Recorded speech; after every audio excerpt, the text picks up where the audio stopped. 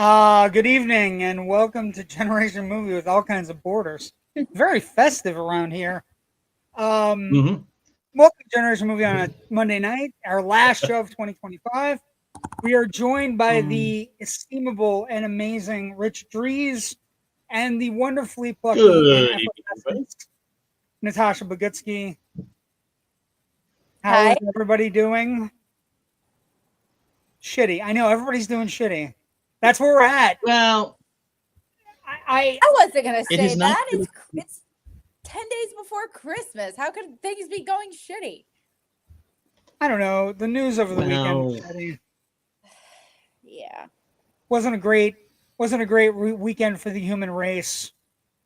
Had a bad incident in Australia. We had we lost one of the truly great film directors of our lifetimes, and Rob Reiner. Yeah. Right. And I think that's where we start tonight. It has to start there.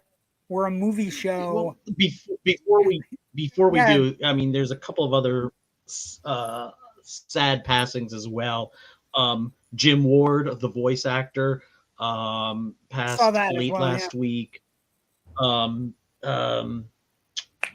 Anthony Geary. Anthony Geary today passed away. 8-time Daytime Emmy Award winner, which and recipient of the greatest amount of ratings in the history of daytime television for The Wedding of Luke and Laura. Yeah, right? the whole if you weren't there in the late 70s, early 80s for the whole General Hospital Luke and Laura thing, it was cultural. The only other thing I could think that related to it was like the death of JR on Dallas. Who shot JR on Dallas? It was just everybody was talking about it. I didn't give a crap about soap operas, but I was very well acquainted with all of that. My mom didn't watch soap operas. It was one of the most watched events. It was one of the most watched events in the history of television, just in the sense of everybody knew where they were the day that happened. I remember I think it was on a Friday afternoon, and everybody, like, people were cutting off of work. Like, it was the daytime equivalent of like a new Star Wars film opening. The last episode of MASH. Yeah, it just it was a big episode. There was a lot of ratings too. It was one of the most highly rated things, and just crazy. But yeah, he passed as well. So it's like it's been a shitty opening to this week before we get to the holiday. Somebody mentioned that the year started off with us losing David Lynch, and it's ending with us losing Rob Reiner, and nothing in between those two dates has been really that much better. We still have 2 weeks. Don't. Yeah, let's not. Yeah, let's not think that. Yeah, you're right. Yeah, this is like we've made it abundantly clear on our show and with others. This is the dumbest, darkest timeline. So let's not tempt fate. Yeah, Rich.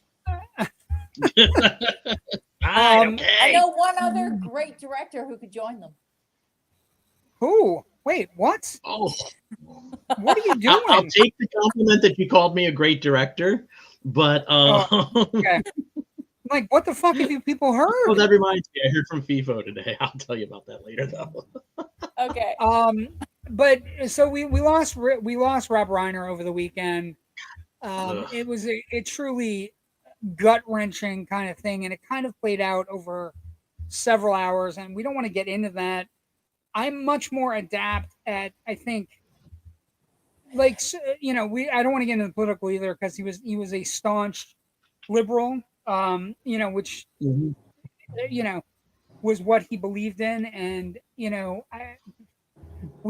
But I think there was that liberalism, there's a humanity that love of all of humanity, kind of infused all of his work, really, with great stuff. Like, and just the idea that he cared about humans, and that he wanted humans to succeed, and but he is gone. But the thing is, very few directors have a string of movies that he tied together, that he kind of boom, boom, boom, boom, boom down the line, every movie that came out. And, you know, and eventually, you know what I mean? Well, that's what I mean. Like, just 6 films overall this good in their overall filmography. I think most directors would kill for it. And I think some directors would like even when he was getting away from doing things he really, you know, that he was well known for, the stuff he crafted was so goddamn good that it like, you know, and I try to come up with, you know, movies that I think are the ones that if we're looking and if we're honest are the ones that everybody, you know, in the next 2 or 3 months will be revisiting, including this podcast, because what we're going to do, it is our last show, and it's like, it's sad news, and it's right on the cusp of us finishing up our year and kind of getting ready for our new year in January. Taking our Christmas break. Taking our Christmas break so that Rich can, you know, attend to his needs. I have crazy things going on. And you, what? I was getting to you. Relax. And Natasha, we only get every once in a while, so we're super happy to have her, and we didn't want to weigh her down. But we think Rich and I were talking about. I think we're going to do a Rob Reiner retrospective to begin 2026. Is the way I envision it.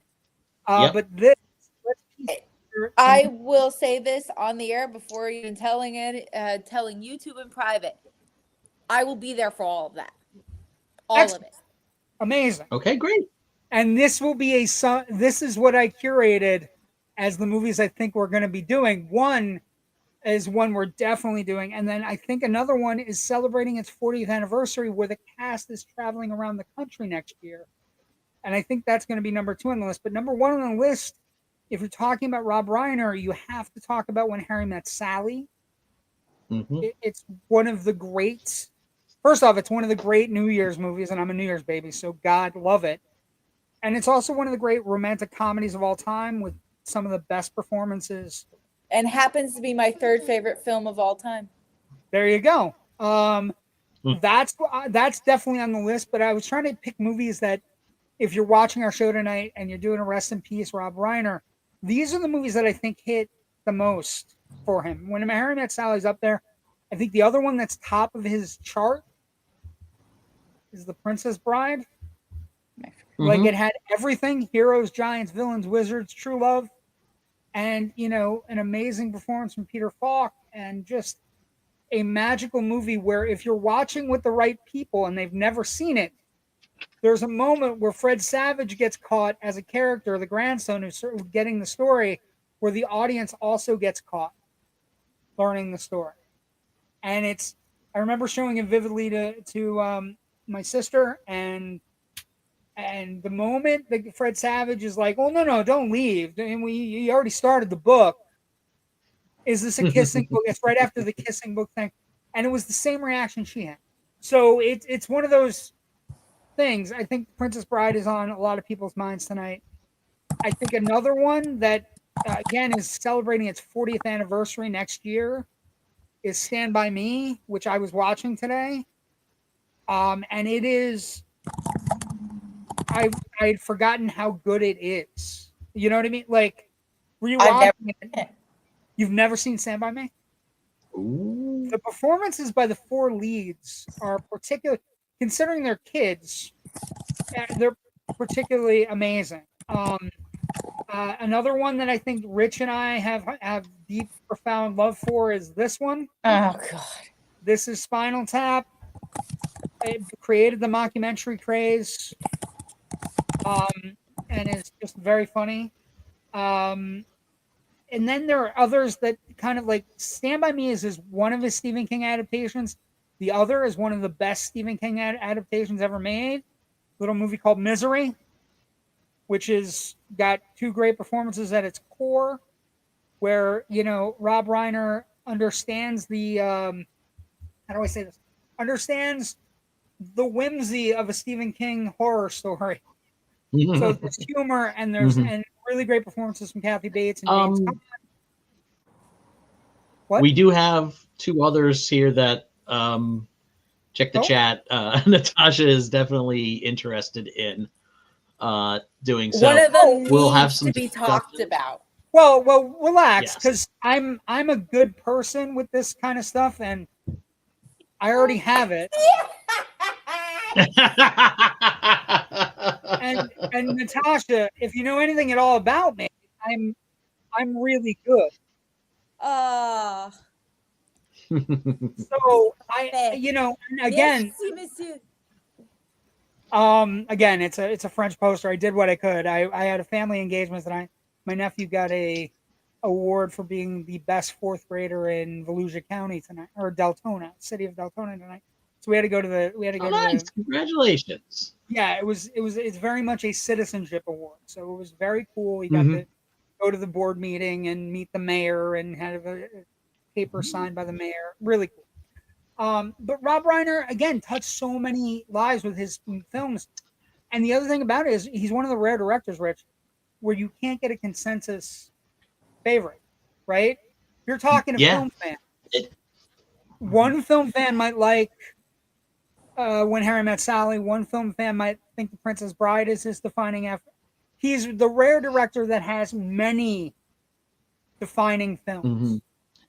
Which one thing doesn't happen. I mean, there's a lot of took some notes down of a couple of things I wanted to talk about during this segment. The first thing though was there was an old story that used to float around about a bunch of directors sitting around talking about what do you think's going to be the first thing in your obituary, and when they got to Rob Reiner, he was like Meathead, All in the Family, which is a fantastic performance through that whole thing. Very groundbreaking sitcom, very groundbreaking character. The voice of the news is breaking, actually. Yeah, very much so. But as the news was starting to break last night, and the horrificness of it set in, everybody was online talking about their favorite Rob Reiner movie and what each movie meant to them, and not a whole lot of people. It was like all his directorial work is here, and then down here, not saying it's lesser, but just people were more interested in talking about his directorial work than All in the Family. So if there was ever a time for him to be wrong, I guess that's it. Natasha? I didn't talk about All in the Family, but there was one thing I certainly talked about last night that had nothing to do with him directing at all. His performance in Sleepless in Seattle. It's a great performance. That's right. We talked about that this morning. Again, like, he also has a Rob Reiner. How does my butt look? He goes, not bad. Like, yeah, I'm gonna remember that. Well, that's a great performance. Like those the sly performances that he had in other directors' work. The one I would say that came up on my feed because it's a movie I love, and it's not necessarily the most safe for work film, but there is a scene in The Wolf of Wall Street that's I forgot he was in that. Stunning. It is a stunning scene. It's all about shaved. Is it really? Okay. Oh, yeah. So it's and he plays DiCaprio's father, and it's a great scene. It is a fantastic. What are these charges? I know exactly what scene you're talking about, but I just completely forgot that. I want to kind of remember too that he's a director, he's an actor, just a damn funny performer, and that all goes back to him starting his career as a writer. One of his very first, he was doing improv. I can't remember if he was in like the Committee or one of those like early improv groups in LA, but one of his first writing gigs for television was on the Smothers Brothers Comedy Hour in that third season when they started to really push the let's bring a lot of progressive countercultural stuff onto network prime time, into people's living rooms. You love the Smothers Brothers, don't you? Which, yes, I do. Well, yes, because they are they're a keystone. The more I've dug into what they've done, the more I'm realizing how much of a keystone they are for a lot of the second half of comedy and culture in the 20th century. Rich knows this. No Smothers Brothers, no Saturday Night Live. Yeah, that's it.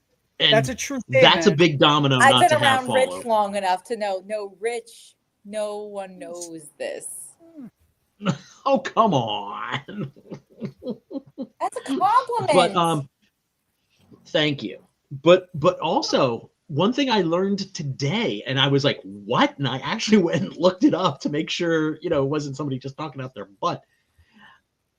Do you know what sitcom Rob Reiner wrote the pilot for? What highly influential 10-season-long sitcom with numerous spin-offs that Rob Reiner wrote the pilot for and then never wrote another episode?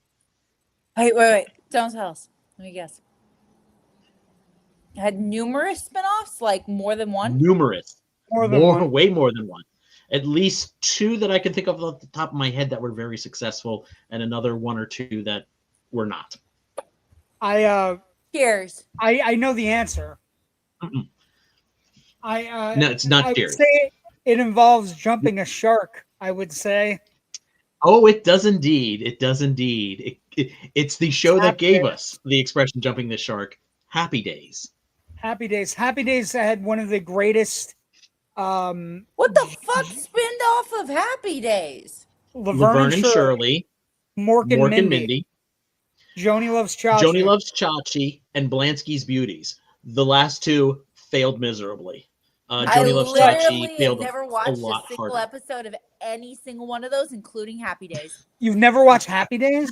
I've never watched Happy Days. I've never watched Mork and Mindy. This is a I think Happy Days was starting to fall out of syndication in the early 90s. Right so around the time she came I can around. see where that would have missed you.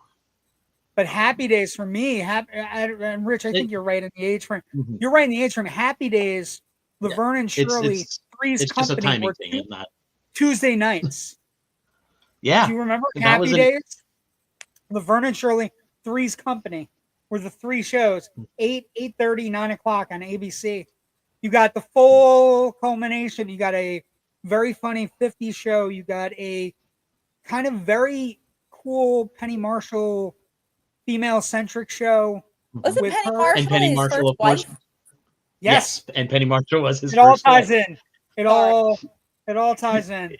And then Mork and Mindy, there was an episode of Happy Days where Mork basically didn't understand the Fonz is cool, and he came from outer space, and he basically took Arthur Fonzarelli's cool, and that was a whole episode. And then Mork and Mindy, because Robin Williams was so great in that episode, Mork and Mindy got a run. I think it was like a 6-year run. Like the Happy Days, it was the genealogical father of a lot of shows in the 70s and 80s. That was the episode that basically launched Robin Williams's career. Before that, he was doing like little things here and there. He was a ensemble player in the Richard Pryor short-lived sketch series in '77, which was really he was always on Evening at the Improv on A&E. Yeah. But Reiner wrote for a lot of those shows. Like you look at his filmography and his life. Like he grew up, like his dad was Carl Reiner, one of the funniest fucking humans on the planet. Not like just one of the funniest fucking humans ever. I hate to say it. The only thing, no, I know who Carl. You're scaring me. You didn't know Happy Days. I didn't know. I knew what Happy Days was just because I've never seen an episode of it. Doesn't mean I didn't know what it was. I think you'd absolutely hate Happy Days. Ocean's 11. Oh, okay. I mean, that's where I first discovered. I was thinking The 1,000-Year-Old Man. Okay, now one of the greatest. You lost. I know that's. But what I'm saying to you, Natasha, if you were to go and look, The 1,000-Year-Old Man is one of the greatest sketch comedy sequences of all time. Rich, like who's on first level? It's Mel Brooks and Carl Reiner. Mel Brooks is playing a character called the 1,000-Year-Old Man. Carl Reiner is asking him questions, and the 2 of them together. It's comedy magic. They used to do it at parties, and then they finally, made an album out of it, and a couple of albums, I think, actually sold platinum comedy albums.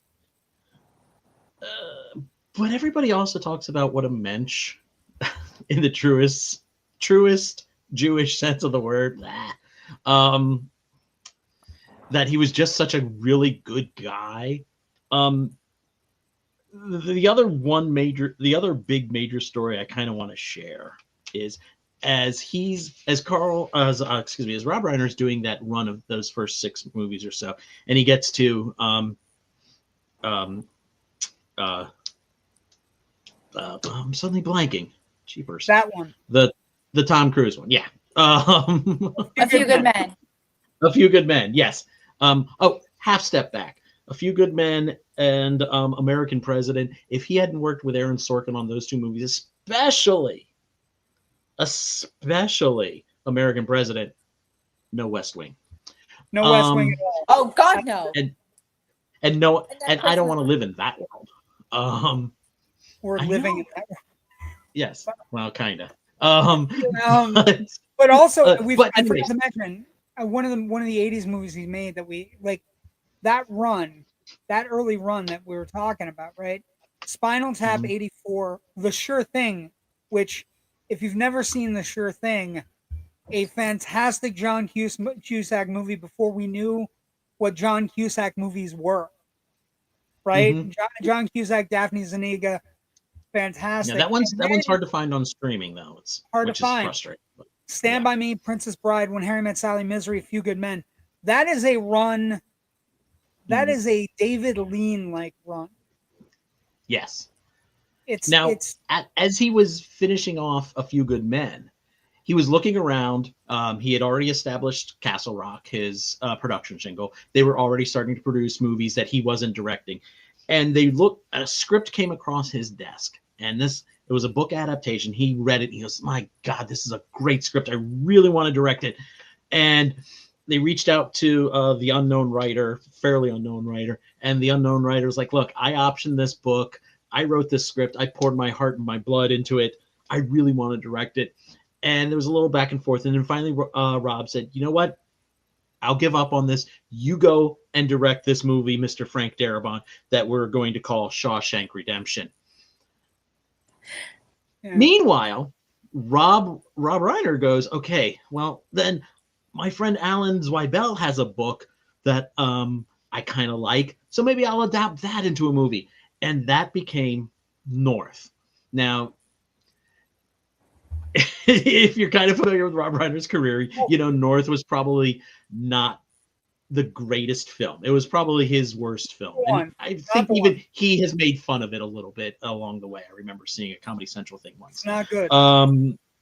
And so, North comes out first, gets hammered, absolutely hammered by the critics, and when you're on that kind of like a hot streak and then you get knocked off the pedestal, it's got to sting a little. Bad movie. I would imagine.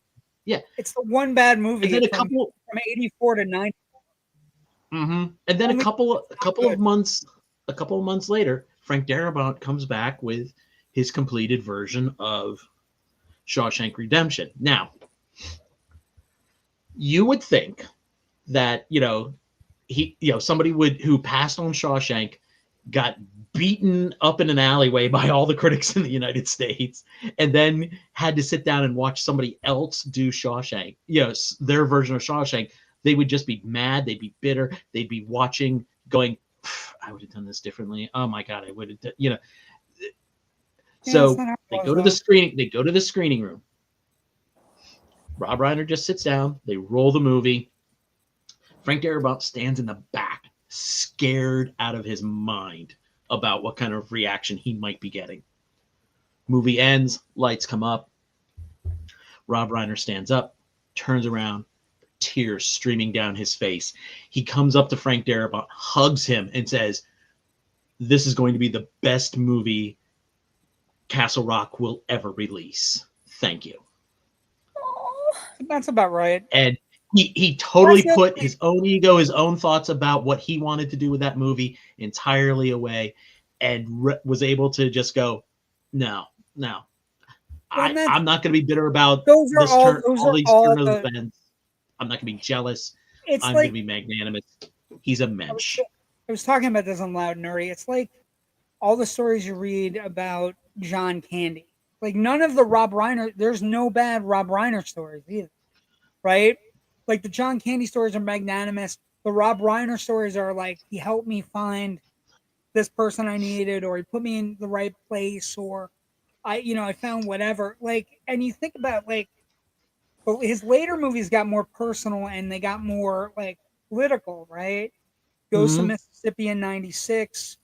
He does The Story of Us. He does Alex and Emma. Rumor has it, The Bucket List, which is Yeah, kind we of wouldn't have the term the bucket list if it weren't for that movie. if it weren't for that That's movie. crazy to me. And then he makes a bunch of private movies and just kind of like movies that That Shock doesn't and feel awe. right. That doesn't feel right. I feel like we had that term before that. I thought so too, I but don't think so. recently, within like the last year, I read somewhere I that think the it's term I think originated with the movie. with the movie and I think there's a book. I think The Bucket List is based on the book. But the movie that he kind of like he's been working on lately, the one that jumps out at me, like, because his early career is 9 hits in a row, boom, boom, boom, and then like one of the things that jumps out, he did this documentary for HBO a couple years ago called Albert Brooks Defending My Life, where it's him and Albert Brooks going over Albert Brooks's amazing career. And it could have like it was funny, but it was completely one of the best things you could ever watch if you want to understand comedy, if you want to understand how people's minds, how somebody with a comic mind can look at something and go, this is a tragedy. Is it a tragedy though, or is it funny as fuck? Right? Like, and just the idea that they're sitting there where they're going through it, and because he trusted Rob Reiner so much, it's a magical documentary that I have gone back to a couple times just because I find it funny. It's like he's hilarious in it, and Brooks is being direct. It's a really great thing where he's making these mockumentaries, Spinal Tap 2, and he and Brooks have been lifelong friends. Yeah. They went to high school together. There is an old Johnny Carson Tonight Show clip where Carl Reiner is one of the guests, and Johnny asks him, he goes, Carl, who do you think is who is the funniest person you know of? Who do you think is the funniest person in the country right now? And Carl Reiner goes, well, there's this kid who goes to high school with my son who is hilarious. and that's who he meant. He meant Albert Brooks. Yeah, Brooks. Of course, Albert Brooks, his father was a vaudeville Catskills comedian who literally died on stage. Yes. And then, of course, Albert Brooks's brother is Super Dave Osborne. If you Bob Einstein, that character. So thank you, Linus O'Brien, for joining us on Instagram. Oh, thank you. Good evening from Joe, my grand poobah of the Indie Escape Network. Howdy, Joe. Ken with a cheeky insult. Good evening, friends. Finally, a pretty face. Thank you, Ken, for finally noticing me. I appreciate that. And I have done some work. I've gotten some work done. Of course, he's talking about you, Natasha. Of course, he's talking about you, Natasha. Of course. Jesus. But anyway, and that's the thing. You never hear bad words about Rob Reiner, right? You never hear, and it's a sad loss. But the thing is, and one of the not sad things is that when you lose a filmmaker of this magnitude, the interesting thing for me is that this is a great place where his work gets rediscovered, right? What made those movies in that run so special? The humanity, the love, the warmth, just everything about them that was like. There is a sense of humanity in all of those movies. There is something very real to them. A bright, shining beacon of humanity. Yeah. For a filmmaker. Which brings me to the question I wanted to ask both of you. And I think you might have already answered it, JW. If you're going to watch one movie like over the next couple of days to, as you're like this is going to help me memorialize in my own heart Rob Reiner and his career, even though, I'll continue to watch his films until we draw our last breaths. What's kind of like your go-to, this is my memorial film that I want to watch for him? Natasha, ladies first, please. Yes. Normally I would say When Harry Met Sally, but I don't need to watch that. It's up here. Yeah. No, trust me, Rich can state, I can quote every single freaking line in order. I sat next to her while she's done it. I can do it with my back turned. So I will say, I think my memorial film for this is going to be An American President. Okay. That's a great choice. It's a fantastic, because I think it encapsulates a great movie that he believed in. There was the idea. The fun thing there is the concept that they never worked together. Annette Bening and Michael Douglas should have made 20 movies together. Their chemistry is beautiful. God, it's off the charts. It's so good. It's so good. So a couple things. I'm going to preface mine. But American President's a great choice, especially like if you're into nostalgia and thinking when the American President was like an off kind of a distance, like, oh, it's like an immaculate conception of what a president should be. That's a great choice. All good jokes I make. Well, no, but so I watched Stand By Me today, but I didn't watch Stand By Me as my go-to. I watched Stand By Me because I haven't watched it in forever. And I just felt the need because if you remember the opening of Stand By Me, it's basically Richard Dreyfuss sitting in a car and he's looking at a newspaper. And it's, his friend got killed. Seemed appropriate. But the go-to is The Princess Bride. It's got everything. It's got rats of unusual size. Rodents of unusual size. It's got, it's fine. Rats are fine. It's got Andre the Giant. It's got fucking Inconceivable. It's got all the things that make you warm. Yeah, that's you just reminded me too. How many of Rob Reiner's movies have lines that are part of the vernacular? Inconceivable. It goes to 11. Not much of that in the book, though. I don't think it was in the book. The Inconceivable thing, but I'm talking about like all his movies. Like I just said, like It Goes to 11 from Spinal Tap. I'll Have What She's or Having. Hello Cleveland, or I'll Have What She's Having, for goodness sakes. Yeah. There are that stick out that aren't even just lines.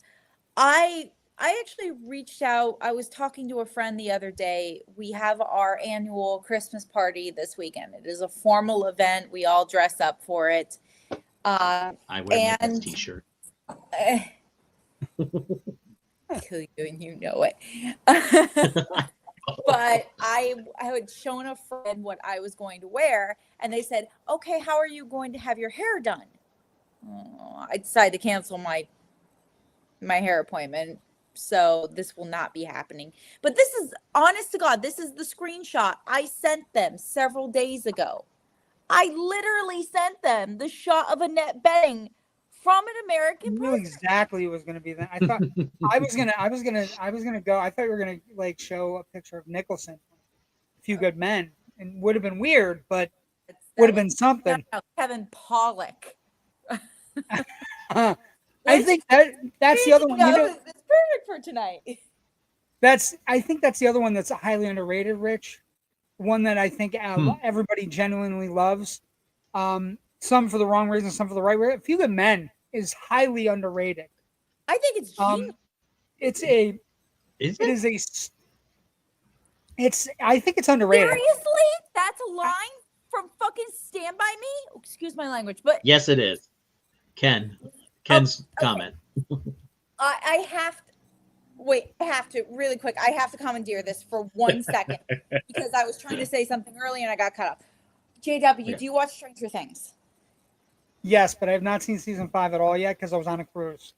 All right. I will be no spoilers. I promise to God. But there is a character that literally says, "Suck my big fat one."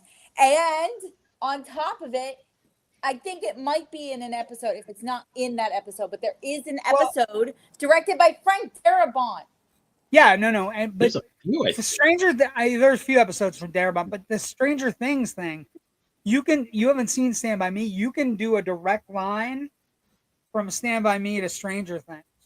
You can do a direct line from anything to Stranger Things from the 80s, pretty much. Well, no, but Stand By Me especially. 4 friends going to see a dead body. It could be the tagline for either of those things.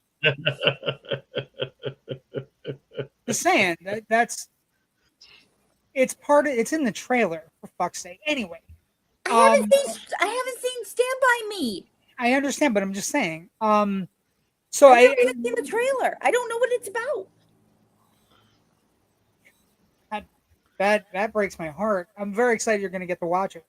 I've had the distinct pleasure this 2025 of showing Rich a couple of the movies he's never seen, and like some of them are great and some of them aren't, but for the most part he understands why they would be culty, which is amazing. Mm-hmm. But Stand By Me is like, it's schmaltzy, but it's like it's Spielberg schmaltzy. Like it's good schmaltzy. Anyway, just wait. That's the one I watched today, Rich. Like in prep for this show tonight. But I think The Princess Bride is my whoopee. Like it's the one where you know, again, you show to the right person at the right time. Okay. It becomes a magical experience. Just wait until I tell you guys how much I hate Spinal Tap. I know. I almost hate to tell you that my go-to, that I know that you don't like Spinal Tap. I know we've had discussions about this, including be wrong. We all can be roughly wrong. 13 hours ago. I kind of wanted to half jokingly say my go-to, my memorializing movie is going to be the 4.5 hour cut of Spinal Tap that I have. It's a rough cut. It's like virtually version? No, it's like every outtake that they had. Every scene that they shot, they just put a giant assembly cut together. I actually have a friend who did a shot for Spinal Tap. Well, but the 4-hour version, Rich, forgive me. It might be in that 4 hour. The way it's because they're all, because it's basically it's all like multiple improv people, like just and changing up the line. Like it's like that improv game they play on Who's Line Anyway. No, it's not like the same scene with a different line 3 times. It's one version of each scene, boom, boom, boom, boom, boom. And then they just have to whittle it down and going, okay, this hotel room scene is 7 minutes long. We need to make it 45 seconds. We need to make this scene, boom. This scene is good, but it doesn't serve the overall story. Out it goes. Rich, check the chat. I'm not going to watch that. But I do want to, I do want to kind of watch that at some point, just as an editor, as an education on editing. Is what where you can see, okay, I see these choices that Rob Reiner made, and that's what made this movie, a comedy icon film, for most of us. But I think actually the movie I'm going to be watching is also the good jokes were ruined before I got to see the movie. Yeah, it just became so part of pop culture. Yeah, we talked about this. But the movie I'm going to rewatch. It was you and Darren. Sorry. God damn you, Rich. I know, I suck. Comment. The movie I'm going to rewatch though is American President, because it's so aspirational, and I think that's what he, ultimately wants to leave us with is, we can do better, we can be better. We just have to. He wanted to inspire us with his films, I think, ultimately, and I think that's probably in this moment the best one to pick. Did Ridgely Claus take away our Christmas stuff? What? It's like it came and went. I didn't even know anything about it. Now that it's gone, I'm missing it. Anyway. Yes. Did you accidentally lose it while? No, I flipping didn't. in and out No. pictures? Okay. No. Okay. I'm just asking. I think Ridgely Claus took it away from us. You mean Ridgely Claus, I'm a Christmas Rinchy elf. You put those Claus. back right now. He also writes, speaking of Stand By Me, anyone see the new Feldman versus the World documentary on Apple TV? I have not seen it. I'm knee deep in Pluribus on Apple TV. There we go. We're back. We're festive again. Thank you. Thank you, Joe. I think ending the Rob Reiner conversation, he is one of the truly great filmmakers. He also, depending on who you talk to, and for the most part, everybody that you talk to in Hollywood was a good person in Hollywood, which again, I'm reminded of the John Candy stuff. Every John Candy story I ever read, Rich, is this incredible story of John Candy helping somebody that was lower on the totem pole than he was. And I think Rob Reiner was the same fucking boat. You know? Oh yeah, definitely. I'm in a couple of groups on Facebook that are mostly film workers, and I just kind of mostly lurk to learn things. And a lot of stories were coming out today about, he almost cast me in this, and then he called me back years later because he thought I might be good for A Few Good Men. And while Kevin Pollak got the role, he made sure I got another role in the movie. Or somebody was like, yeah, he helped mentor me on this little student documentary I was doing, and we've stayed in contact ever since. Or I talked to him for half an hour about something once and then only realized the next day that it's who it was. All these wonderful stories. And I'm at work. I'm trying to be working. And, I'd take a break every now and then just to reshift my mental gears. And I see one of these stories and I'm like, I'm at work. I can't just start sobbing, at these stories because they're all just so beautiful and heartbreaking. They're wonderful. The other great, Shawshank, his Stephen King connection is very high because if you look at it, Castle Rock not only did he do Misery, Stand By Me, which are based on Stephen King, Shawshank Redemption is also based on Stephen King, and the other one we haven't talked about that was a Castle Rock movie that was an incredible adaptation. Stephen King's The Green Mile, right? Oh my God, incredible film. These are movies that he had a hand in. These are movies that, so it's just an incredible loss. And by the way, Happy Hanukkah, those who India Escape family members that celebrate, Happy Hanukkah, yes. Yes. Festival of Lights, also, whatever you're celebrating, Kwanzaa, Christmas, Hanukkah, whatever. We welcome everybody, all faiths, anything we can get our hands on. We want you to watch our movie. Don't like the Irish. No. It's the Dutch. Oh, prairie fire. The Irish can come too. You only get away with that line right now because it's said by David Huddleston, who played Santa Claus. That's A, true. B, I'm part Irish, so I could. So I'm. And C, Rob Reiner was the son of. There's not Mel a Brooks Christmas show with Natasha that goes without mentioning Santa Claus the movie. It's just it's like an infection. It's like the 28 days later of movies for us. I mean, it wow. was the 80s. Rage. So. Anyway, let's talk about our movie tonight. Rest in peace, Rob Reiner. Thank you for the great films. Ken's not happy. Grumpy Old Men is the movie tonight. Jack Lemmon. My name says I'm Irish. McKernan. The wee lad, the McKernan. From the Canada. County McKernan. From Canada. Anyway. I can't do Irish in my life. Scottish, however. I did a play in Scranton. I did a play in Scranton at Proof Rocks. Dating myself.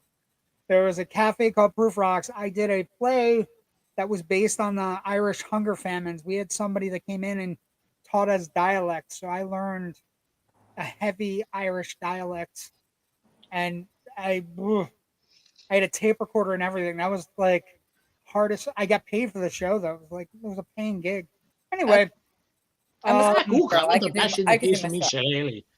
best I can do as an Irish accent. Well, it's like a wee little bit, a wee lass. Anyway, Grumpy Old Men, Jack Lemmon, Walter Matthau, Ann-Margaret. This is dealer's choice. This is Natasha Bogutzki saying, "I will come back, but only if you pick cool movies I like."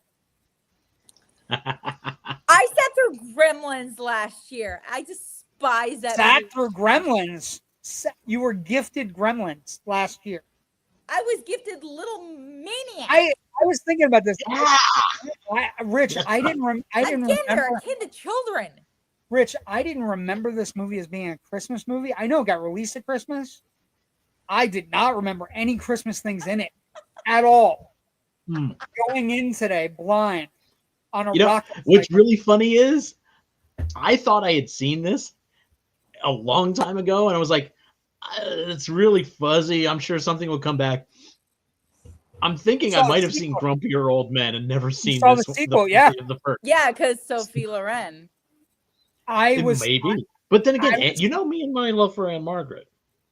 So. Well, I would say, okay, a couple things. So production, the most interesting thing production-wise for this movie is first, it's filmed all on location in Minnesota, but that the script was written specifically by Mark Steven Johnson with Jack Lemmon and Walter Matthau and Sophia Loren originally to star. And basically, he wrote the script while he was working at Orion Pictures. Remember Orion Pictures, Rich? Remember how good movies Orion Pictures produced? But so he wrote this script while working as a secretary there. They basically pitched the idea, Johnson's script to Bill Gerber. And then Johnson basically got everything he wanted. Matthau didn't want to do it, but then his son came in and said, "When are you going to get the chance to work with Jack Lemmon again?" And Matthau, I guess, in his well, it turns out twice more, actually. Yeah, a few more times. But this was the lead of that, right? And we'll talk about that in Legacy. But then Ann-Margaret gets cast instead of Sophia Loren, although Sophia Loren is eventually cast in Grumpier Old Men.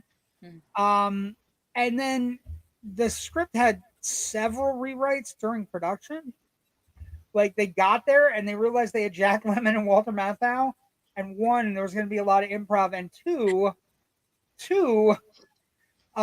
it wasn't as funny because there's a lot of disturbing shit in this script if you pay attention, like really close attention. There's an IRS lien. There's somebody just dies out of dying. So the script is actually kind of a downer, but they realized eventually, hey, we have Walter Matthau and Jack Lemmon. We should maybe make a comedy. And their chemistry is as good as it ever has been. Yeah, it's an amazing, like, the idea that these two guys, the feeding off of each other, and like, I'm gonna say it on record as a legacy thing I want done. I want cuts. I want the cut stuff put back at the end of movies. We did it in the 80s and 90s. We need to get back to it. We need to get back to like watching comedic geniuses like riff on whatever they're doing. Like, there's five different line reads. Yeah, there's one in the fucking credits where it's Walter Matthau's blowing a line, and he's absolutely blowing a line. He's like, "Yeah, whatever, New Year's, Christmas, whatever the hell this holiday is," and it's just I had an enormous amount of fun with that. Burgess Meredith though. The run that they give Burgess Meredith. Yeah, the Burgess Meredith, the line, that's the line reading thing I was thinking about. But like, steals the fucking show. They put on their friendship like an old warm shoe. And then they add different things to it. But one of the things that they filmed on location, they arrived in January 93, but they had to wait to start shooting until February because that was the winter. They decided not to have a Minnesota winter. So they had to wait a month. They got there in January, had to wait. Also, did you guys know that they filmed some of the scenes at Paisley Park? So this movie has a Prince connection as well, which is amazing. Prince is in the special thanks at the end of the credits. It says thank you to Paisley Park and its owner. It doesn't say Prince. I never caught that. And its owner. I was like, that's just amazing. Like the idea of The ice shanty scenes were shot in Lake Rebecca, so it was like a really cool thing. Filming wrapped June 23rd, 1993. So it took a long time, and the reason behind that was because Walter Matthau got pneumonia while filming the fight scene. So he got really sick, like deathbed sick. Are we talking frozen fish fight scene? Yes, he got sick during that scene, falling on the ice and all, but he got pneumonia. So it really kind of like. But then again, it's June in Minnesota. They probably still did have snow. So I would imagine they still have frozen ice lakes, I guess. I don't know. But the movie is delayed. But I guess what they did was they filmed all the winter scenes outside, and then they filmed all of the interior stuff in like Paisley Park and different places. So, but it's completely seamless if you're looking at the movie, right? You can't really tell. But there's no fighting, like, except for Matthau saying he didn't want to do it and he wasn't sure of coming back. He wasn't sure in himself, which you read a little bit about, where his son basically said, my dad was out of the game for a while. He had a bunch of bombs in the 80s. I ought to be in pictures and Little Miss Marker and just a bunch of things that weren't great in the 80s. And he was kind of out of it a little bit. And to get him talked back, Lemmon didn't have that problem in the 80s. Lemmon kind of breezed through the 80s as an important actor of some, regard. Matthau was a little bit harder to bring back, and that was the most interesting thing I found during production. And also it's beautiful. Like, the movie looks beautiful. Like, there's a sequence when Ann-Margaret's on top of a hill looking down at like all the snow in the houses. And it's just really, their chemistry is unheralded. It's uncanny, and they don't have a director or anybody that's like, where you're looking at it going, it's a full on. The director's Donald Petrie, who made a series of movies, but nothing where you go, he was kind of a workman. I was going to say he's a workman. He's a journeyman director. He provides solid direction. He'll give you, a good movie. He doesn't have his own visual flair. You can't look at Donald. You can't look at one of his movies and go, "Oh, that's Donald who the director is." Yeah. Whereas, like, say, like a Sam Raimi, definitely you can look at that and go, "Oh, Jesus, Sam Raimi." But to give you an idea of his filmography, though, really good, like a decent filmography. Mystic Pizza, Opportunity Knocks, which is a Dana Carvey movie. Grumpy Old Men, The Favor, Richie Rich, which isn't good. The Associate, My Favorite Martian, also not good. But Miss Congeniality, How to Lose a Guy in 10 Days. Those are good. And How to Lose a Guy in 10 Days has come back around in like the last year and a half. And it's been heralded as one of the great romantic comedies of. But he's not. I think one of the things about it is he's just not somebody where you go, it's a Donald Petrie movie. I can tell by how it looks. No, you can't. So, and then also Mark Steven Johnson would go on to do some movies that are like, he's responsible for Daredevil and Elektra and Ghost Rider Spirit of Vengeance and poor bastard Grudge Match and Jack Frost. We don't shit on Jack Frost. Wait, the Michael Keaton movie? Speaking of Sam Raimi, he almost directed that. Wow. He was attached to that. I just want to make sure I understand this. For the record, you're saying Jack Frost with Michael Keaton as a snowman and Santa Claus the movie are very high on your list. Rewatch Jack Frost now as a father. Okay. I will.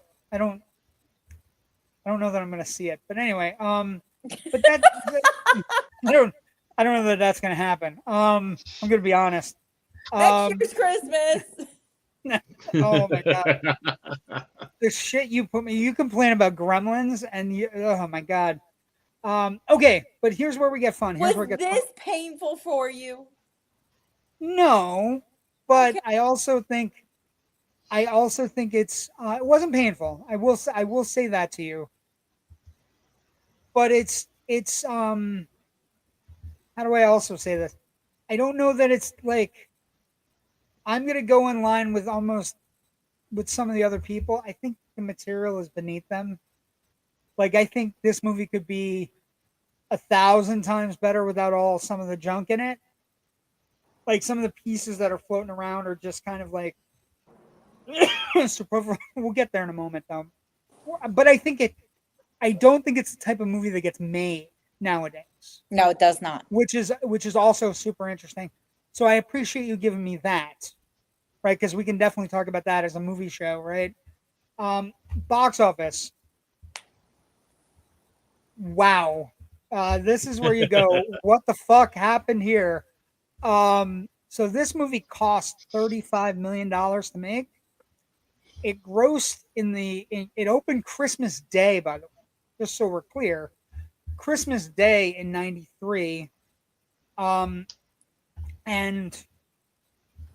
the money is absolutely astounding. It opened on December 25th, 1993 with a weekend gross of $3 million. It went on to earn $70 million in the United States and Canada. So that means it grossed $67 million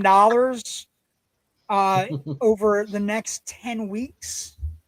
So it came out Christmas Day, did okay Christmas Day, and then kind of just sat in theaters for 10 weeks in 93 into 94, which You're is welcome. It's an amazing run. It's an absolutely incredible run. And the budgetary concerns notwithstanding, it cost about $35 million to make. So it was profitable, but it wasn't like, it was one of the bigger hits in 93. 93 is a desperate year, but also it was the right movie at the right time on the right calendar schedule. I will say, considering how long the production ended up running, 35 million is actually not that bad, because usually they shoot out within less time than that. Oh, no, I agree. I agree that they probably, a lot of that $35 million budget was dealing with the concept that Walter Matthau was sick, and having to hold on to all those people, right? And having everybody standing by in Minnesota for a couple of weeks waiting for snow in January. A month waiting in January. Yeah. So a couple things. So anyway, well above its budget. So it doubles its budget. It was released in the United Kingdom on May 27, 1994, where Natasha, it's going to shock you, but it grossed an additional $10.4 million, bringing its worldwide total to 80.5. And then this is one of Warner Brothers' biggest home video releases of all time. It grossed another $40 million when it came out on home video in rentals and buying. When I was a kid going into Blockbuster, it was everywhere. When it wasn't even just Blockbuster, it was going into Wegmans supermarkets, and when they used to have a video section, they had tons of Grumpy Old Men and Grumpier Old Men. And going into that's just because they work at Wegmans, but no. Suncoast Video, so many places have this movie. This was one of the movies that Warner Brothers priced to sell. So this was a 1999 $24.99 release on home video, and subsequently, actually, which kind of ties in with Natasha being right about this, released on DVD June 25th, 97. It also has a August 22nd 2-pack with Grumpier Old Men. It then was made available July 7th, 2009 on Blu-ray. Double feature pack came out February 23rd, 2010. So they would release the original movie, then release the second movie with it as a 2-pack the following year, which I thought was interesting. And they also had Laserdisc releases of this movie. Although I will tell you that the Blu-rays, and anytime you watch it anywhere, rental, wherever, have no special features or bonus features. And I think that's an absolute crime. Because there should be somebody with a fucking camera on this set walking around with all these actors that are older and experienced, and just like, there was always talk. I know the reason Rich likes Ann-Margaret is because she was a bit risque. She was the Elvis of she was the female Elvis of the 60s. Yes. And so the idea that somebody wasn't walking around with a camera with Matthau and Lemmon just kind of fucking talking to each other, that's a crime. And again, you get some of it in the things at the end of the movie, but I think it's a crime. So we go to critical response then and now. Now, I think the movie's... I didn't remember it being a Christmas movie. I remembered some of the plot. I didn't remember the IRS thing. I didn't remember... I was thinking about it. I didn't remember the IRS thing. I didn't remember that Ossie Davis died. Spoiler alert. I didn't remember that at all. Like the bait shop sadness. I just remembered the fucking, like, what a putz. And hello, dickhead. Good morning, moron. That's all I remembered. And they're funny. Like, you cannot stop them from being funny. And then you piece around them really funny actors. Like, you piece around them Kevin Pollak, who's playing straight man. You piece around them Daryl Hannah. You piece around them Burgess Meredith, who doesn't... He chews on every fucking line of dialogue he gets. And then he schools them. And then I would say that, and this is, I'm sure you feel this way, I know Rich feels this way, but Ann-Margaret is the scene stealer in the movie. Like, Matthau and Lemmon are great, but Ann-Margaret is effervescent. There's a sexiness to her, smokiness to her, also just a free spirit kind of crazy person moving to Minnesota in the middle of fucking winter. Like, just there's a whole, like... There's also a warmth to her. When yes. The bait shop guy says, I can't remember his name right now. Chuck, I think it's Chuck. Yes. That woman living across your street isn't just a woman. She's an angel. I absolutely believe that. From everything that we see, she brings life back wherever she goes. She makes people open their eyes and think outside themselves. Wait till you see the legacy I'm going to tell you later. Wait till you see the legacy I'm going to tell this movie too. While we're talking, JW, I just messaged you a picture going on through Facebook Messenger. Go dig that up for a moment. Yes, please. Thank you. I'm just your picture bitch, I guess, at this point. Yes, you are. I didn't discover this movie, even though I'd seen it in every video shop as a child. I did not discover this movie until probably about 6-7 years ago. And I watched both films back to back in one night. And I haven't laughed that hard since I was a child discovering the Three Stooges for the first time. I was glowing. This was something I had not experienced before. And a friend of mine, I showed it to them several years ago. And now we call each other moron and putz because we just riff on each other like this bullshit.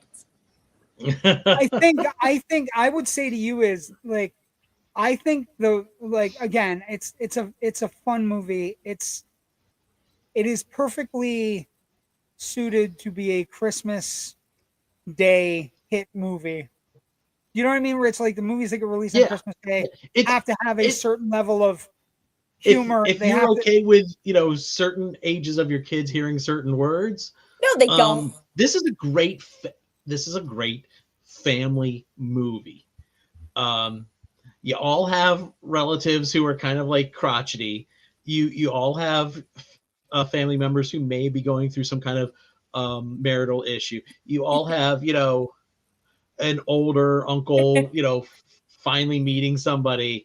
You have all sorts of things going on here that I think are generally just universal. And I love a couple of those. What? One of those shots was from Grumpy Old Men, and one of them was from the blooper track. It is, and you mind your P's and Q's, Missy. You shush. But I. Sorry. Oh God, I lost my train of thought here. She's incorrigible, and that's why everybody loves her, because she's effervescent. She's angelic. I mean, everybody understands a love triangle story. She's a free spirit who keeps her Christmas tree up 6 months out of the year. Only because I need it because we were shooting a Christmas scene. One time. I thought your husband was going to strangle us both for that.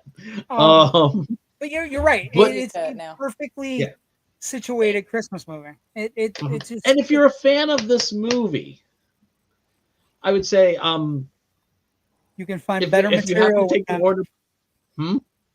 You can find better material with them, with Matthau and Lemmon. I think they do wonderful. I think they do a wonderful job with it. I think the fact that these are older characters who aren't just like, I mean, they're more than the sum of the title of grumpy old men.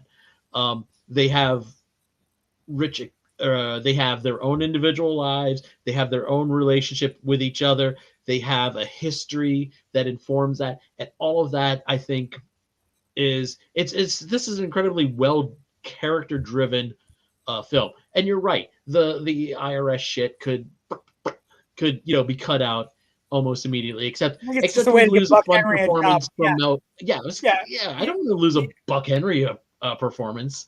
Chuck needs to be there. That storyline needs to be there. IRS could probably go out the window, but Chuck needs to be there. His death is what drives them to go, oh gosh, we don't have a lot of time. We're losing our friends, our closest friends. We need to take those chances, those risks that we've been so scared about. And and in my mid-50s, that resonates with me, having, lost a few friends over the last several years now. And, so that kind of like hit home. But speaking of Chuck, do you have the picture? Yes, I do. Okay. I forgot I had this picture until you said Warner Brothers. This picture from the set, this sign from the set is actually in the Warner Brothers prop warehouse, which if you take one of the Warner Brothers studio tours, you get to go into. This is a picture I took a year and a half ago when I was on that tour. That's the actual sign from the movie. Terrible. Warner Brothers did not pay for this endorsement, but if they want to send me some swag, we're always here. You can send it to both of us, and maybe Natasha. Is that the grumpy old men fan in the group? I've shared swag with Natasha before, so yeah, I'm sure. I wouldn't share with her. You're the grumpy old man. I am definitely a grumpy old man. That's the thing. I think the movie's fine. I don't think it's anything. I think, like, for me, you're definitely Matthau. I'm definitely Matthau. Oh, definitely. I am definitely. I do the better Matthau though. It's garbage, Felix. Garbage, Felix. Yeah. It took me 2 hours before I realized "fu" meant Felix Unger. You know what it is now, Felix? It's garbage. That makes me so happy. We're doing dueling Walter Matthau. This is the stupidest show. The lava shop, the Chuck's bait shop. Oh my god, okay. I'm glowing right now. I'm so happy. For me, I think it's a fun movie that without Natasha, I don't know that I would have revisited. So, and what I envision with some of these movies that we watch sometimes, Rich. And maybe you like Grumpy Old Men, and you watch Grumpy Old Men, and you watch Out to Sea, and you watch Grumpy Old Men, and you love them. But you got it. Like, this is the kind of movie where I'm like, go back, watch The Odd Couple, watch where it began, and then I actually recently rewatched Odd Couple for the first time in 10-15 years. And it was because I wanted to watch Grumpy Old Men that night, but my brain said, we're not in the Christmas season yet. Don't spoil it for yourself. Mm-mm. Also, I can't even wonder how that brain, like, that's got to be a scary talk. You having to talk with your brain just got to be terrifying. She has a wonderful brain. Oh no, I didn't mean it as a bad thing. I just meant it getting in there and trying to dig around and try to, like, it's like Inception spinning a top. Just look, at the end of the day, there were two choices. It was either I was going to make you visit the 20th anniversary of Chronicles of Narnia, The Lion, the Witch, and the Wardrobe tonight, or it was going to be Grumpy Old Men. And I thought you would get more out of Grumpy Old Men, as you probably haven't seen it in a very long time. I would also say saving Narnia for next year is better because we're going to have a new Narnia movie out. So good call, Natasha. Excellent call. Thank you. Way to keep our standards going. One other Jack Lemmon thing. I also think that Grumpy Old Men opened the door for movies like Something's Gotta Give. They do. I think that's part. Like, I think you're right. Okay, that's perfect time. But I do want let Rich finish, and then we'll do. Well, first of all, movies featuring older people with, well-developed interior and exterior lives is a rarity. I don't think I quite got to that point while I was But one other thing that was just announced this past week involving Jack Lemmon. Back in the mid-'50s, before he became a movie star, when he was still kind of like a very much jobbing actor in New York, there was a short-lived TV series called The Ad-Libbers, which is basically, it only ran 5 episodes. 3 of them are known to exist. The other 2 are lost. You and Lost television, it's the best. I know. It's an obsession. It's amazing. It's incredible. But these 3 episodes, this show sounds like, I've not seen any of these episodes, but the show sounds like an early version of Whose Line Is It Anyways? I would imagine that's probably about right. The Ad-Libber, that makes perfect sense. And this is being these 3 episodes are being released on DVD in March of next year. Oh, that's good. That's great. So not Lost anymore. Well, no, we knew there were 3 Kinescope copies probably at like the Museum of the Moving Image or something like that. And I can't go to the Museum of Moving Image and not get out of the Muppet display. So yeah, it is what it is, because you are a walking Muppet. The 3 of us are Muppets. Don't just throw him in that boat. You're a fucking Muppet too. I am not. Bounce your hair like this. Go. Do it. Yeah. Nah, now you're downplaying it, but yeah, you're downplaying it. But you're a Muppet. You have Muppety moments. You have Muppety moments. We use Rotten Tomatoes as a good aggregate. I do want to get into some of the reviews. Movie reviews out at 67%, but the popcorn meter has it at 74. So that's good for that. Higher. And what I would say is it's kind of mixed, average. Karen James writes, the kind of holiday movie a lot of people are searching for. It's cheerful. It's well under 2 hours, and it doesn't concern any major social blights. And unless you think Jack Lemmon tossing a dead fish into Walter Matthau's car is cause for alarm. Despite giving it 2 stars out of 4 and giving a mixed review about the film's credibility and diction, Roger Ebert of the Chicago Sun-Times concluded the review by saying, Matthau and Lemmon are fun to see together, for no other reason than just the essence of their beings. So he gave it a bad review, and if you read further in his review, he basically said, I've seen them do better, and if this is your entry point into Walter Matthau and Jack Lemmon, great, but they have other stuff you need to see them in. If you like this, you're going to love. Yeah, you're going to love this. And that's an interesting thing. As someone who has been in The Odd Couple and has seen The Odd Couple, I know it is heralded as the pinnacle of their work. I'm going to be in the minority. I think this is 1,000 times better.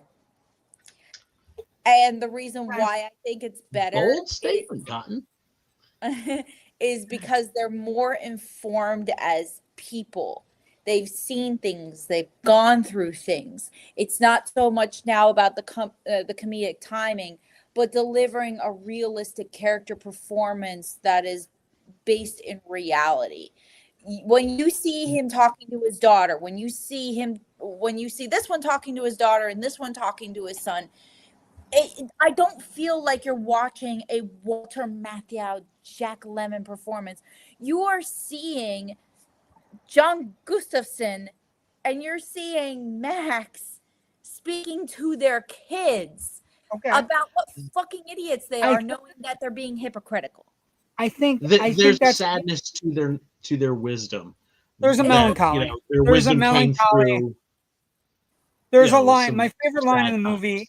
My favorite line in the movie is Matthau. Matthau has this amazing line after Chuck dies, and Lemmon says, "Chuck died in his sleep," and he turns to Lemmon. He's like, "That lucky son of a bitch." Exactly. And it's great. And like I said, it's a completely pleasant movie. I don't think it rewrites record books. I don't think it doesn't. I think Ann-Margaret is the real, she has like a pixie dust quality to her in the movie that's amazing. And now we go to where I want to blow your minds, kids. This movie came out in 93, right? And I want to throw this at you. That does this movie here, right? I was thinking of Ann-Margaret's performance. It is the first pixie child girl performance. Manic Pixie Dream Girl. Manic Pixie Dream Girl. It is the first Manic Pixie Dream Girl performance. I would agree with that. I'm not mad at that. No, yeah. I'd absolutely agree. The movie I was thinking about with her today was Garden State. The Natalie Portman Garden State. She comes into Zach Braff's life and just kind of gives him the right music, makes him a little bit better, makes him feel better. It's the first Manic Pixie Dream Girl performance. I always think either 500 Days of Summer or Eternal Sunshine of the Spotless Mind. They're too late. They're already. They're no. They're too late. Garden State came out after Eternal Sunshine. Did yes, 500 Days of Summer is later on, but it is still considered to be a Manic Pixie Dream Girl. Zoe Deschanel. I'm checking. Here's where I like being right, Natasha. They came out. Garden State came out first. By how long? A year? 6 months. Oh, blow me.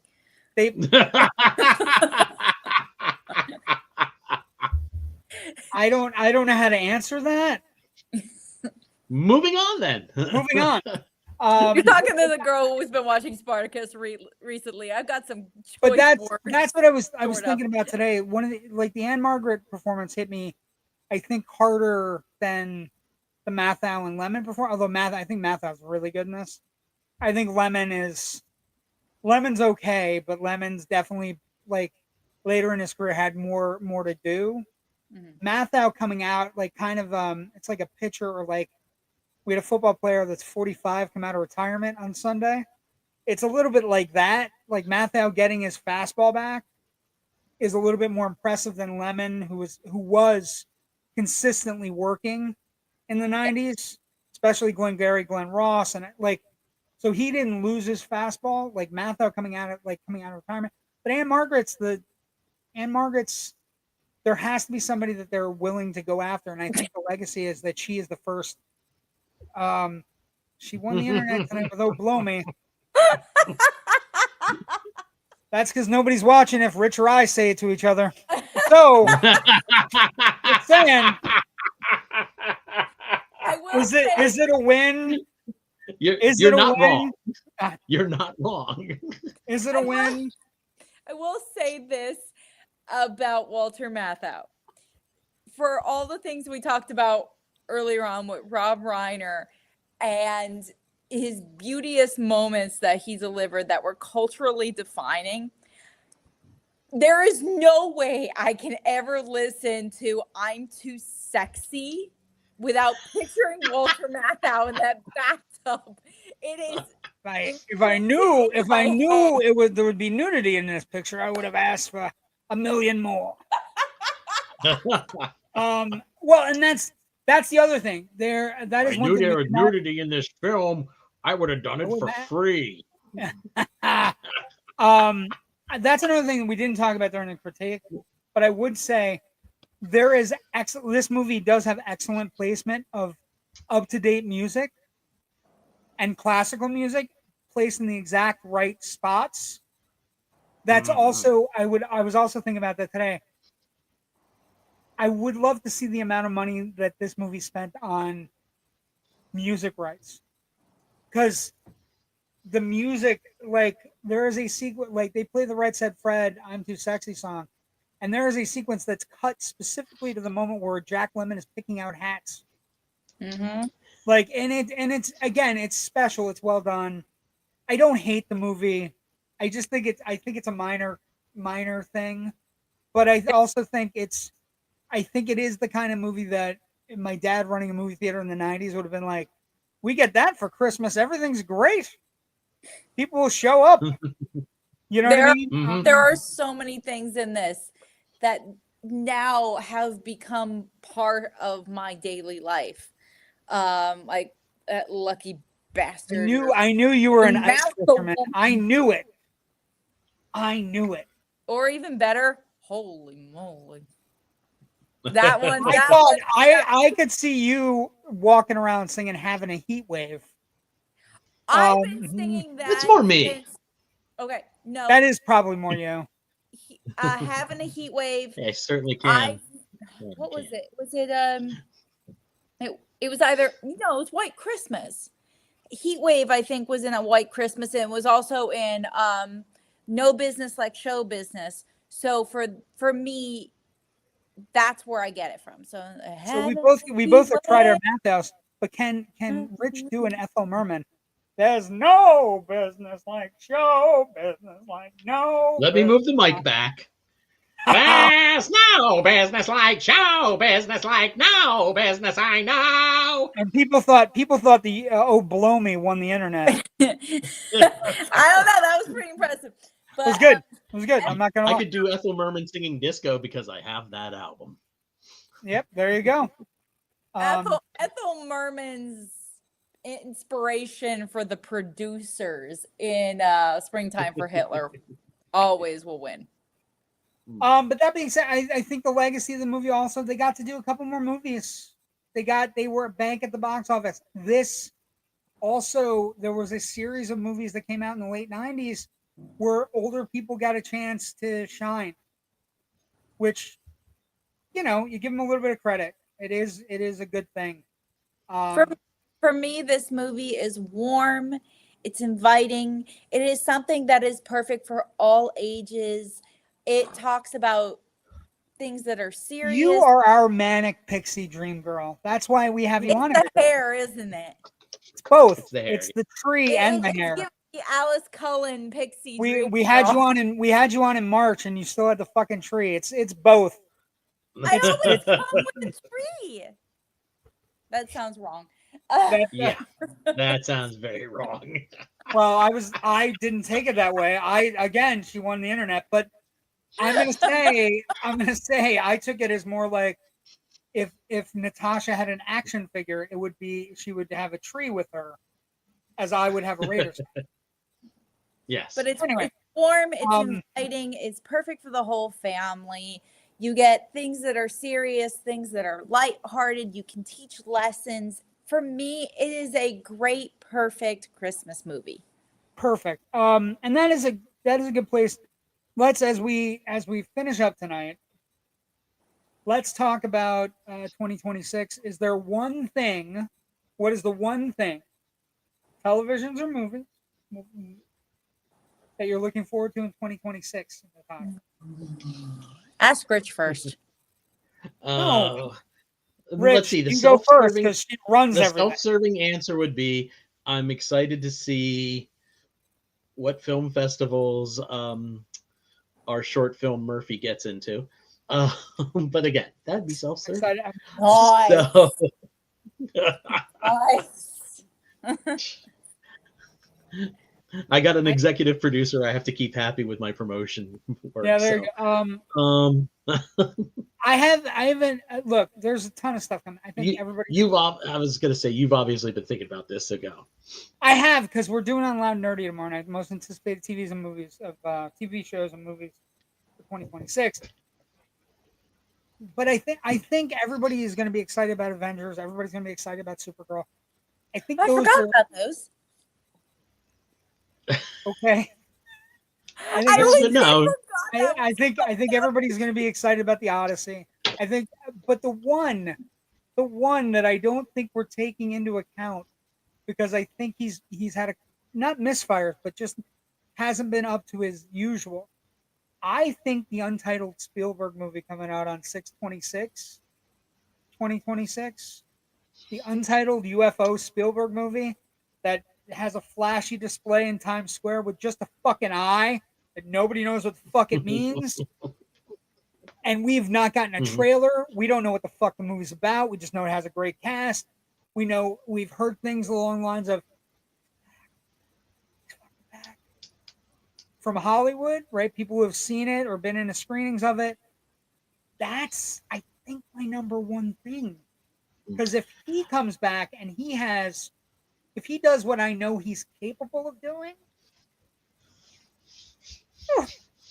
yes, sign me the fuck up. Like, don't get me wrong, I'm excited about a bunch of stuff, but there's a Buffy reboot coming out. There's like two that are kind of springing to mind off the top of my head.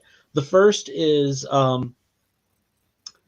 so far we've had Peacemaker, Superman, Creature Commandos, the Suicide Squad. We've seen James Gunn's DCU, but he's also said that, this is going to be kind of like expansive and other directors can come in and do, different tonal things. Play in the sandbox. Yeah, play in the sandbox. Have fun as contributing to an overall story. And this coming year, we've got Lanterns, the TV series. We've got Supergirl, and we've got Clayface coming in October. All three of which, 3 different creators, 3 different characters, 3 different potential types of stories. Tones. And so I think we're going to see a real expansion, hopefully, of what this overall cinematic franchise is going to be going forward, after this second full year of things. That's exciting. I don't think people are ready for Supergirl. I think Cruella is one of the greatest movies made in the last 5 years. I've watched Cruella numerous times. I think Cruella it's so freaking good. It's such a great movie. It's got a great performance. And so's I, Tonya. But he's a really talented director, and he's getting to play in the sandbox with approval. And also, the Lantern scene I've seen, we've never had Hal Jordan, and we've never had Jon Stewart, and they look like Hal Jordan and Jon Stewart. Yes, the answer, those are great choices. The other thing though that I'm really looking forward to, Hail Mary. I've heard nothing but good about the book. It's Lord Miller doing live action. I think it looks yes, there are amazing. Things like, aside from the normal you get from us. I'm excited about Superman or Supergirl. I'm excited about the next Avengers. Like, you can literally see Avengers and Superman in my picture behind me. Yeah, I'm excited about all those things. But Spielberg maybe getting his groove back, that would make me so fucking happy. He scares the shit out of people, and he just kind of makes the tense taut, and he adds the schmaltz that I'm gonna argue for no matter what, because I just like the Spielberg schmaltz. I like it. So I don't know. Natasha, what about you? You've had a long time to think, and we've given you a bunch of answers. Okay, none of those. Awesome. Let us have it. Go ahead. You're not looking forward to the film festivals that we're going to get Murphy into? Oh, well, maybe not. Thanks. Actually, maybe. Devil Wears Prada 2, I'm intrigued about. But definitely more excited than anything that you guys just mentioned. I enjoy superhero films. In fact, I used to freaking love them. I have been so burned out on them in the past 5 years. I liked Superman. Fuck, I loved Superman. But I can guarantee you, I do not need it on my shelf, and I probably will not watch it for another 4 years. Okay. And this gets us to what you are looking forward to? I'm getting there. So Devil Wears Prada 2 is on the list. I feel like this is more us being eviscerated than what's something Natasha's excited about. She's excited about eviscerating us. All the things that I am the most excited about, I am also the most terrified about. Yeah. So Devil Wears Prada 2, because I have high expectations. Violent Night 2, because the first one was so perfect in its own little bubble. It didn't need a second. I feel he's in a lot of trouble. I feel he's in a lot of fucking trouble career-wise. I don't want to get into that right now. But yes, I agree with you on that. Ooh. You fucked over the girl who wrote When I See those SNL sets on Saturday night. Oh I was watching them going, whew. You don't fuck around on Lily Allen. Ooh, that hurt. He will pay you. How could you? He did it to her brother. Why would you? Not how or why would you do that? That being said, anyway, it's I watched the sets on Saturday night. It was just like, I rarely watch musical guests these days, and I was all for the tea. Believe me, I love good tea, but at the exact same time, when it destroys everyone on a public, just keep your private shit to yourself. It has nothing to do with what you do as a job. You don't need to air it. It's dirty laundry. Anyway, the biggest one I am the most fucking excited for, and also at the exact same time, fucking terrified about. I'm so terrified about this. You have no idea. I won't even watch the trailers. I went to the theater a week or two ago, and a trailer was shown, and I take my shoes off when I go to the cinema to get comfy. Yep. I immediately slipped them back on, and I ran out of the cinema. Don't do that. I'm wearing socks. Okay, but still, don't do that. She's not touching the floor. She's just curling up on the big recliner chairs. Yeah. Okay. I ran out. I fucking ran out of there so fast. And I turned to my husband and I said, I will be back in about 4 minutes. Scary Movie 7? No. Wuthering Heights. Oh. Okay. I knew that's what you were going to say. Yep. I am a huge Emerald Fennell fan. I have been an Emerald Fennell fan since she was an actress playing mini roles in Anna Karenina. I love her. I love her work. I love her. Incredible. Promising Young Woman, one of the best scripts ever. Her work with Phoebe Waller-Bridge when they executive produced the first couple of seasons of Killing Eve. Really, really fucking solid show. I love Saltburn. I know Saltburn is one of those you either hate it or you love it. There's no in between. I think it is a genius film when you get past the whole, oh my God, he's slurping out of a bathtub. It is a cuckoo in the nest story. It is genius.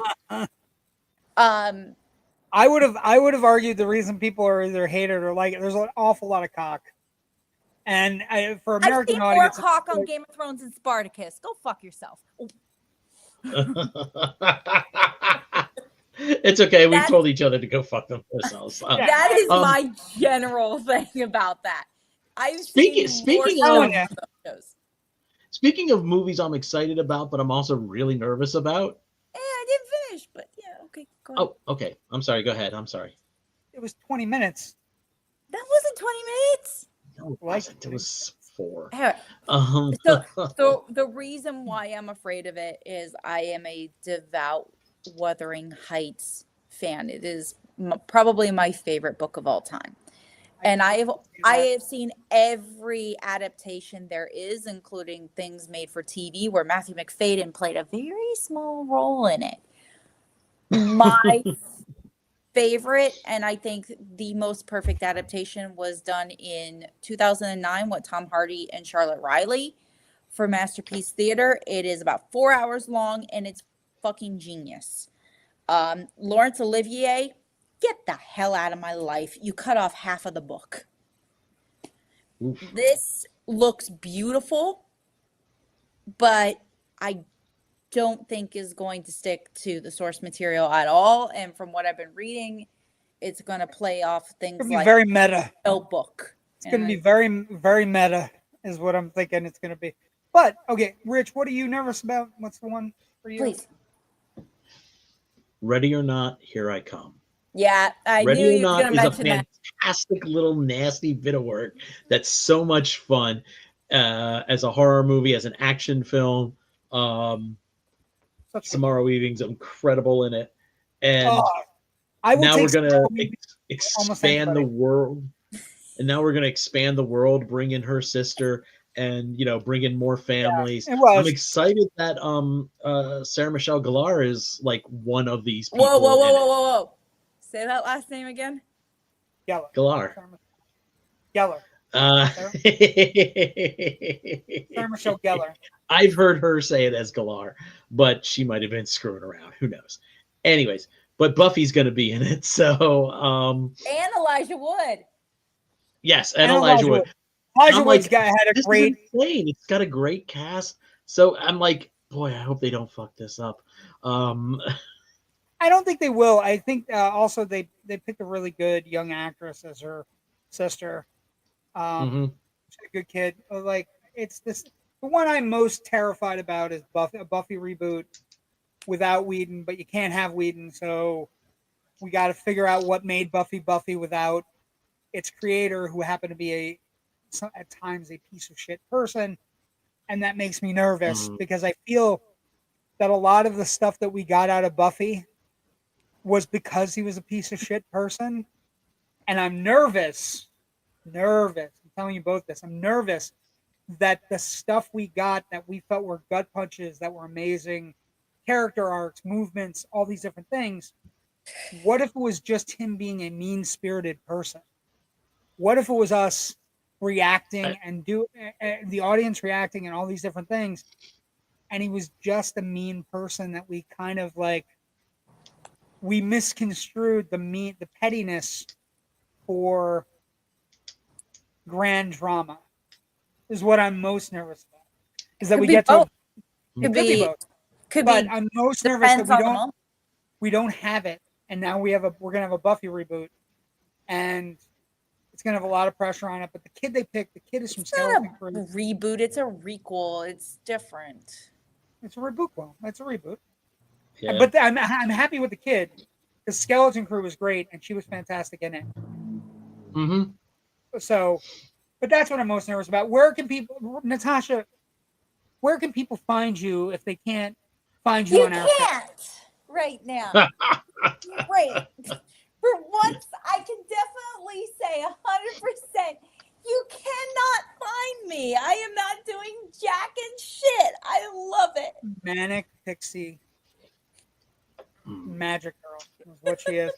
Okay, Natasha, fine. Rich, where can people find you? And if you're working with Natasha, where can people, by extension, find Natasha? Well, all of my writing can be found at filmbuffonline.com. We got a Facebook page and a Twitter account. I still not gotten around to giving the site a Blue Sky account, but hopefully soon when I find a free moment. Free moment. I do 2 other podcasts. One is in my capacity as a member of the Philadelphia Film Critics Circle. It's called Film Scribes. You can find that everywhere. I also produce that podcast. We will be having 2 episodes before the end of the year. Neither of them are recorded yet. One will cover us talking about our best of the year picks, which we will be announcing this Saturday afternoon. So if you follow the Philadelphia Film Critics Circle on Twitter or Blue Sky, you can see those results being announced in real time. The second will be our year-end kind of roundup Christmas card episode, if I can get enough people to contribute to that. I do a second podcast with my very best friend, one Natasha Bogutzki. We've kind of been on hiatus most of this past year just due to a lot of things going on in both our lives with filmmaking and other things. Which is why I'm not doing a damn thing right now. But we are planning on, spectacularly relaunching in January. We've already talked about a couple of different episodes. I know we'll have one interview coming up with an author we've interviewed before on the show too. I'm looking forward to getting to do that for us. And you can find me just shooting my mouth off and retweeting all the Philadelphia Film Critics Circle Choice Awards on Saturday at Filmbuff Rich on Blue Sky and the Twitter. So, a couple things. First, if you like our show, find us on Instagram. We'll have clips out for the show at the end of the year. It's our end of the year show. We'll have them out in the next 24 hours.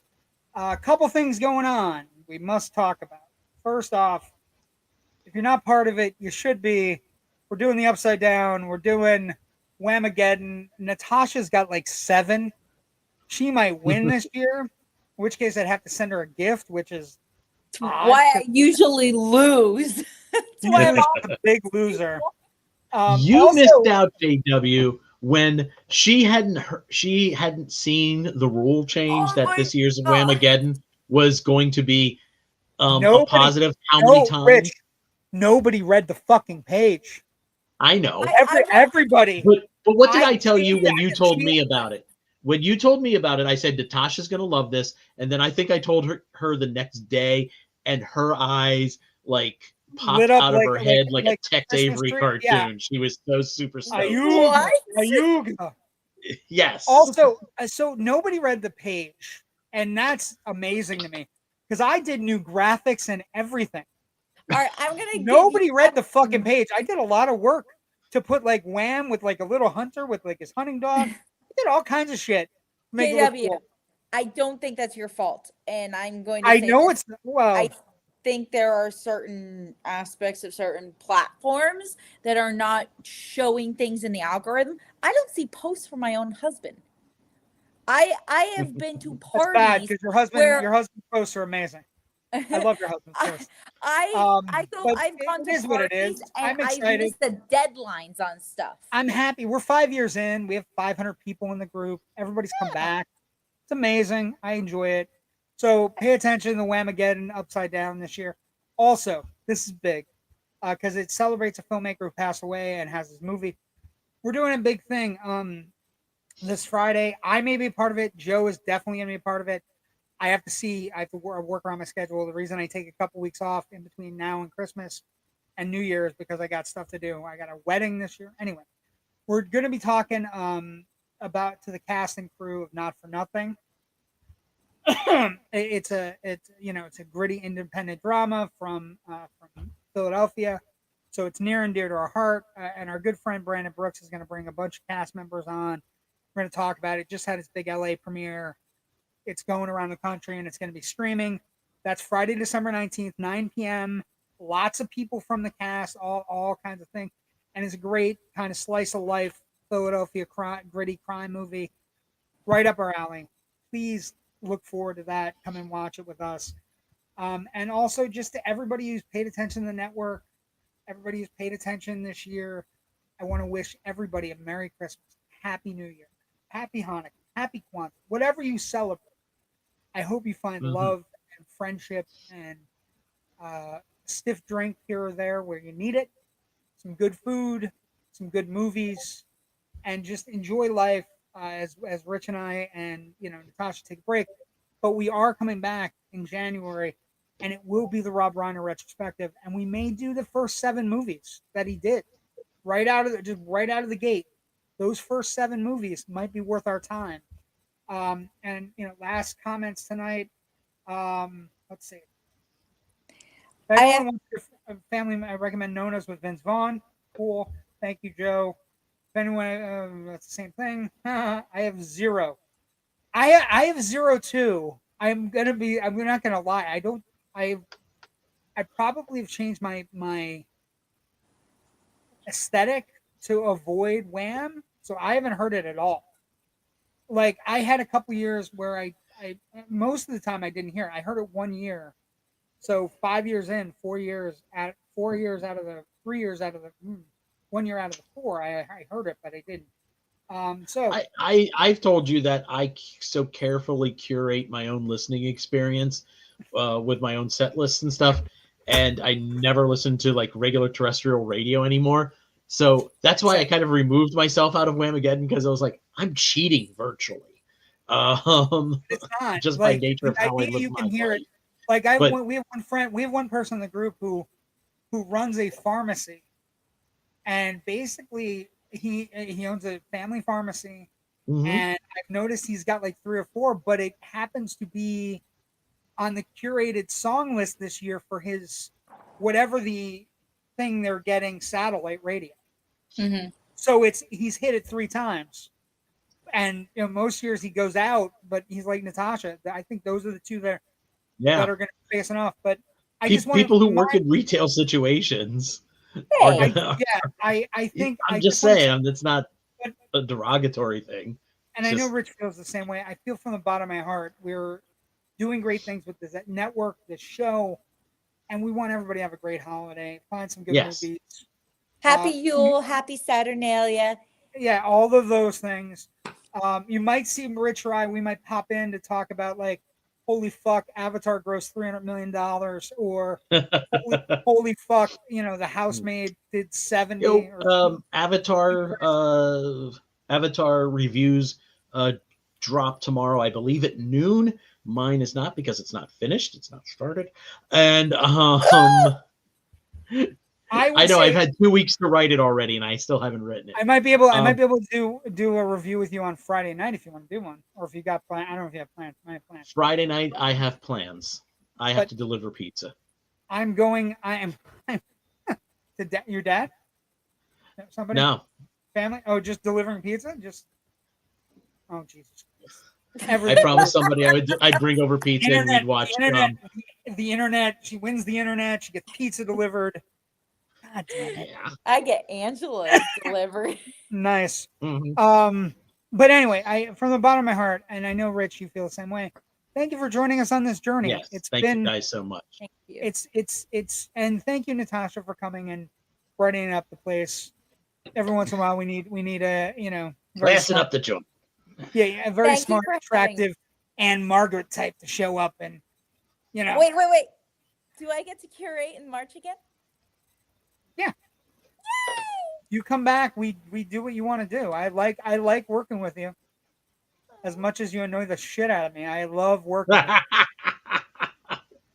I am of the different mindset. I feel like smart, attractive people are people I want to be around as a chubby old grumpy guy. So I'm down. Grumpy old men was perfect to go out on the end of the year. Let's not get out of fucking hand. Thank you for joining us. We'll see everybody tomorrow night on Loud and Nerdy for our year-end show, most anticipated. Thank you for joining us tonight. We went super long, but thank you. It'll be cut up. Bye. Merry Christmas. Happy New Year. Happy Hanukkah. Happy Kwanzaa. Saturnalia. Whatever the other thing she said. We love you all. Thank you so much. Russian Orthodox Groundhog's Day. Yeah, all of it. Russian Orthodox Arbor Day. Whatever they haven't made a horror movie for. Thank you for joining us. We'll see everybody next year. Happy New Year, kids. Bye. Salud.